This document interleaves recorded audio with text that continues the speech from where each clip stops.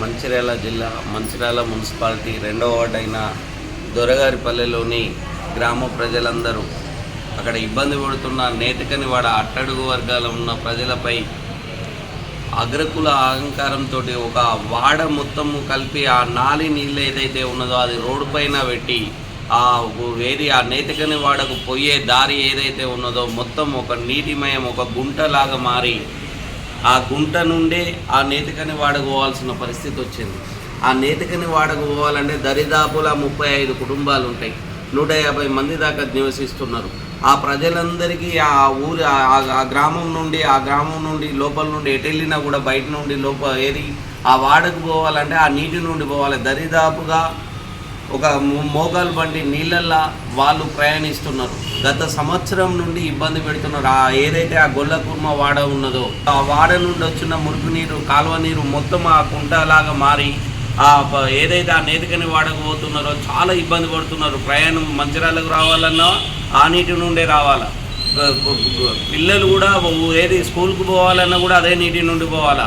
ఆ నీటిని ఆనుకొని బర్రెలు కట్టేస్తున్నారు. ఆ బర్రెలు కూడా రోడ్డు మీదకి వచ్చేసి నడి రోడ్డు మీద పడుకుంటున్నాయి.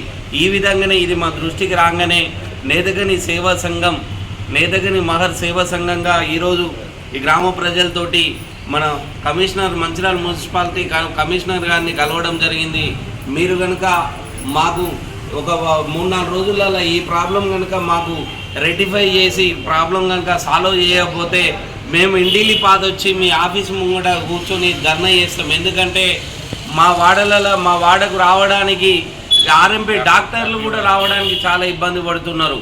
ఆర్ఎంపీ డాక్టర్లు కానీ ఆటోలు కానీ మున్సిపాలిటీ ఏమైనా బండ్లు రావాలన్నా కూడా నీటి నుండి రావాలి. కాబట్టి ఆ చెత్త బండి కూడా రావడానికి చాలా ఇదవుతున్నది. ఎవరు రావట్లేదు, ఆర్ఎంపీ డాక్టర్లు రావట్లేదు. మేము ఆ గ్రామంలో దోమలు అవి అన్నీ కూడా అవి నీటిమయమైపోయి మొత్తం రోగాల బారిన పడుతున్నారు జనాలు. ఈ అట్టడుగు వర్గాలపై ఇంకా జరిగినా కూడా ఊరుకునేది లేదు. మేము మున్సిపల్ కమిషనర్ గారికి అలా కలిసి మెమరాండం ఇవ్వడం జరిగింది. వాళ్ళు మాకు సానుకూలంగా స్పందించి ఆ ప్రాబ్లం ఏదైతే ఉన్నదో దాన్ని రెక్టిఫై చేసి దాన్ని క్లియర్ చేస్తామన్నారు. ఆ క్లియర్ చేయని పక్షంలో దానికోసం ఎంత దూరమైనా కూడా ఫైట్ చేయడానికి నేతకని సేవ సంఘంగా మేము మా గ్రామ ప్రజలపైన, మా అట్టడుగు వర్గాలపైన, మా నేతకని జాతిపైన మేము 100% పోరాటానికి సిద్ధంగా ఉన్నాము. మీరు తక్షణమే స్పందించి ఆ ప్రాబ్లం ఏదైతే ఉన్నదో అది క్లియర్ చేసి మా ప్రజలకు మెరుగైన అభివృద్ధిలో వాళ్ళని భాగం చేయాలని చెప్పేసి కోరుకుంటూ ఈరోజు మెమరాండం ఇవ్వడం జరిగింది.